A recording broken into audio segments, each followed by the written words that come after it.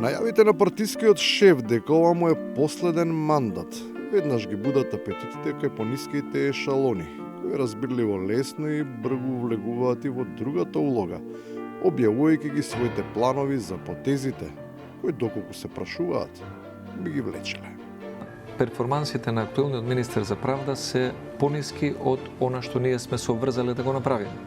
Доколку јас би бил мандатар, актуелниот министер за правда не би бил министер за правда. Не е прв пат јавно да се нагласува љубовта кон помалиот партнер, особено кон една од неговите клучни алки во синџирот на власта. Се разбира од особена важност е одбраната, па со генералски акт се наредува контранапад со проверка и враќање на датабазите. Антонио Милошевски е последниот кој има кредибилитет да држи лекции за правосудни стандарди.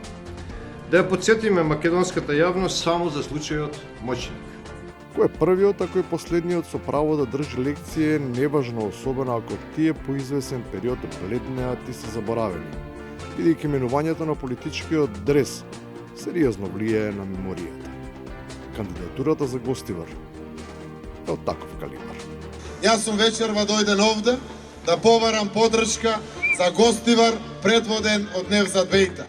Невзат Бејта е мој другар, мој добар пријател. Дали другарството трае е релевантно исто колку што е значено дали се уште постои непријателство или кажаното веќе не важи, па сомнежите за криминал прераснуваат во успешна приказна за еден филантроп со предприемачки дух. Обичниот гостиварчанец има потреба да најде работно место. Но каде наоѓа работно место? Наоѓа работно место во двата трговски центри собственик на градоначалникот Бејта.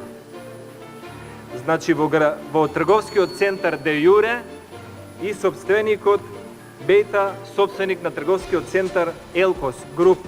А тие што ќе треба да командуваат со процесуирањето на ваквиот квалитет, продолжуваат да се вадат од правливите партиски шкафчиња, за кои се тврдеше дека конечно ќе бидат исчистени.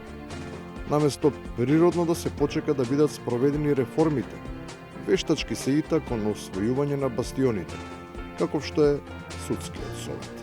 На овој начин практично се заобиколуваат оние нови заострени механизми и целата таа потранспарентна постапка која треба да биде спроведена за ваквиот избор. И на крајот, можеби на вистина се претерува со критичкиот тон. Еве, пред некој ден да речеме воздухот во Скопје беше почист од воздухот во Белград, во Сараево, во Приштина, во Љубљана, во Загреб, па и од ден на Виена. Зошто тоа никој не го кажа? Ево, никој тоа не го просва. Дајте ве, молам да зборуваме зубави работи, празници се ближат, луѓето сакаат да зборуваат зубави работи. Добрата реторичка тактика помага, ама само на кратки патеки. Празниците ќе поминат, а ватабаутизмот не е и не може да биде решение за долгата патека. Таа сепак мора да се извини.